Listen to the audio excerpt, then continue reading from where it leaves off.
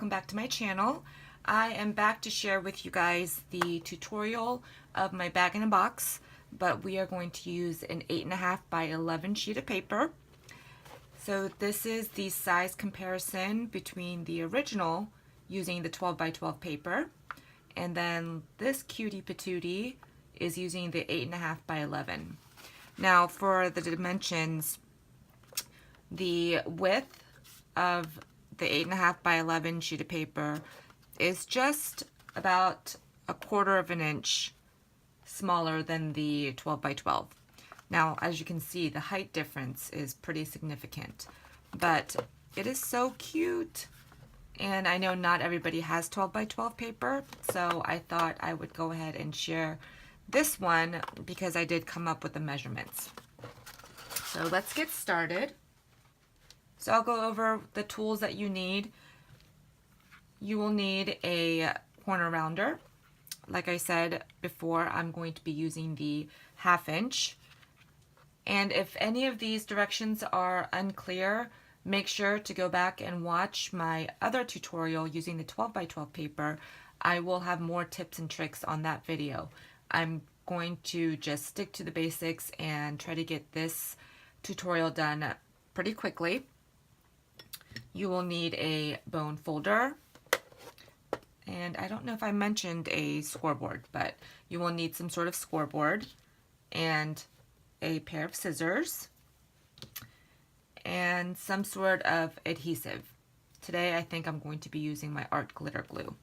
And lastly, you will need your 8.5 by 11 sheet of paper, and you will cut that down to 8.5 by 10.5. So as you can see, these swans are going this way on the long side. So when you do cut your paper, you can use solid cardstock and then mat it. That could be an option if you don't have 8.5 by 11. I actually cut this from a 12 by 12. So I have the 10.5 going this way, and then the 8.5 going this way. So let's get started. So you're going to place your sheet of paper in your scoreboard on the 10.5 inch side across the top, and we are going to score at 1 3/4,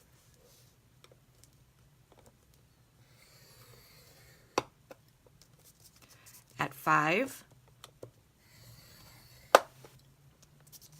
6 3/4, and at 10.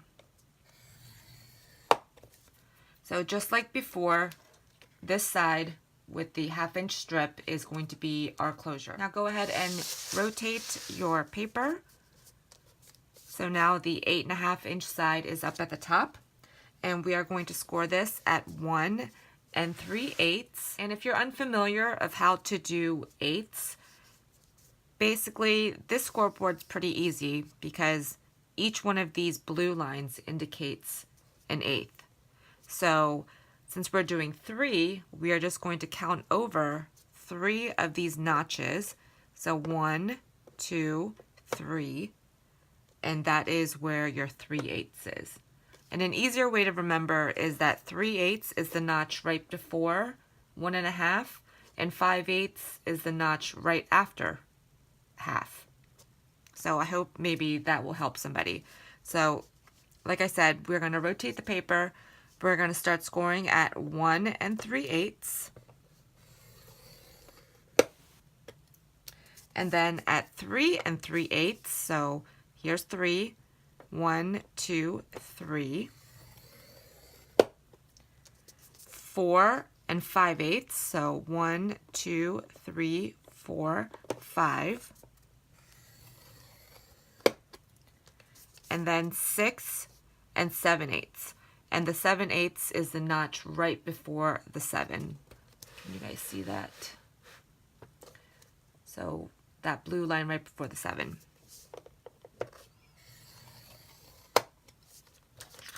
And that is what your paper should look like. After you're done scoring, let's go ahead and burnish all of our score lines.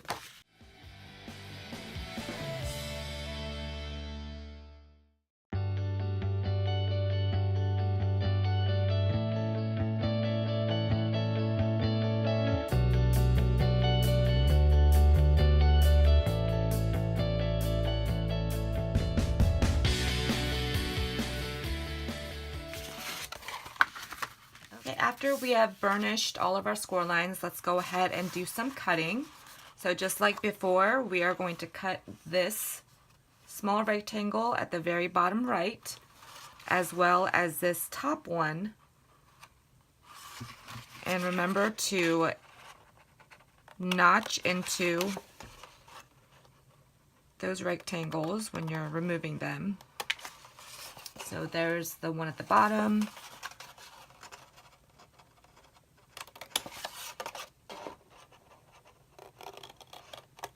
And that one at the top. Cut up all of the rest of the 4 at the bottom. This will be our bottom closure.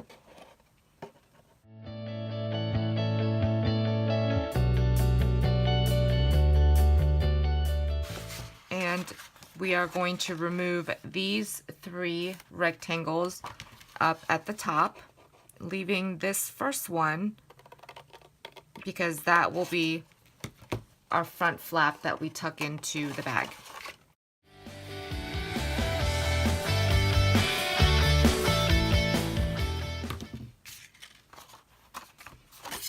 And we also want to notch into these tabs as well.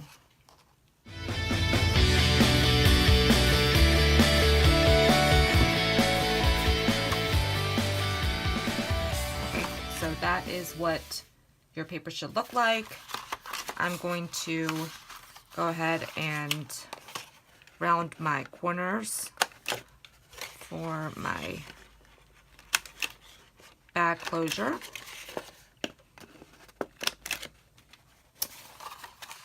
So it looks nice and pretty. So here's what it looks like with the corners rounded.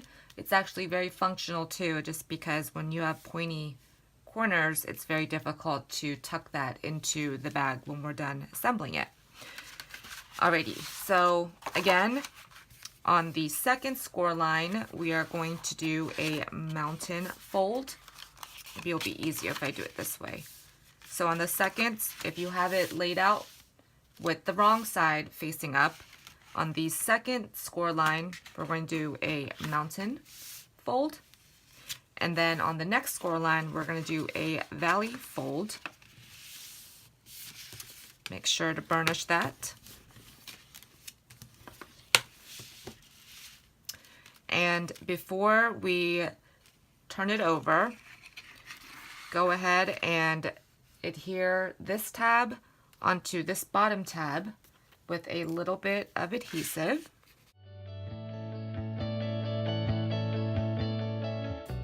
Just make sure that is all stuck down. So here is what it's looking like before we start folding. Now remember to burnish all of these, just because it'll make folding it up a whole lot easier because there's so many layers.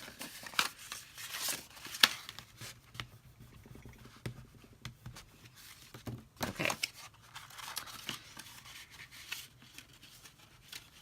So we are going to put adhesive on this tab and on this tab.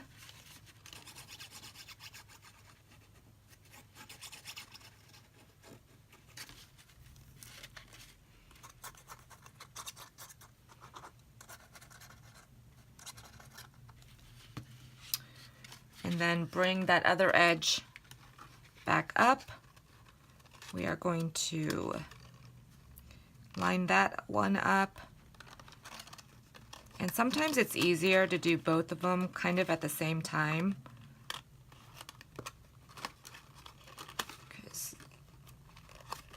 That went a lot more smoothly than the other tutorial. And of course, with the wet glue, you just have more time to kind of maneuver that tab in there as far as you can get it. Okay, so there is the sides assembled. And then remember, again, this is the front of the box.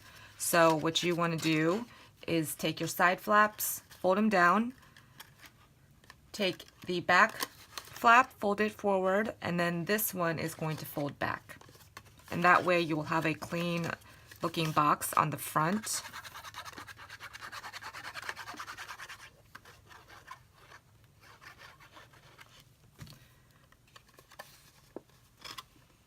just line that up as best you can.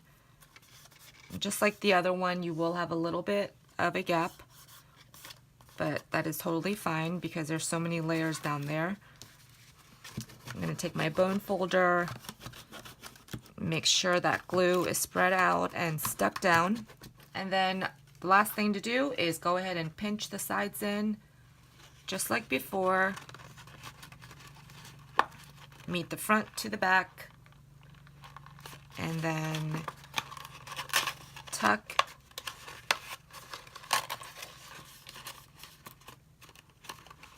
the front flap into the box. Just like before, you do have room in the front and in the back to tuck like a little note in, and I just think it's such a cute size. Let me bring in the other one again. Here is the original one with the 12 by 12, and then here is our new one that we just created using the 8.5 by 11 sheet of paper. So hopefully this helps out, and as you can see on the front of the bag and the box, except for the lid, all of our swans are going right side up. So that is why I told you to cut the 10.5-inch side with the image that you want facing up. So thank you guys so much for leaving such sweet comments on my other tutorial. I really do hope you give these a try. They're super fun to make and also super fun to gift. And it's so unexpected. The recipient will just be thrilled to receive something in this. So let me know if you guys have any questions, and I will be sure to answer them as best I can. And thank you guys so much for stopping by. If you haven't already, please hit that subscribe button, and then make sure to hit the bell icon to make sure that you're notified every time that I do post a video. I hope you guys are having a great week so far, and I will see you guys real soon with another video. Bye everyone.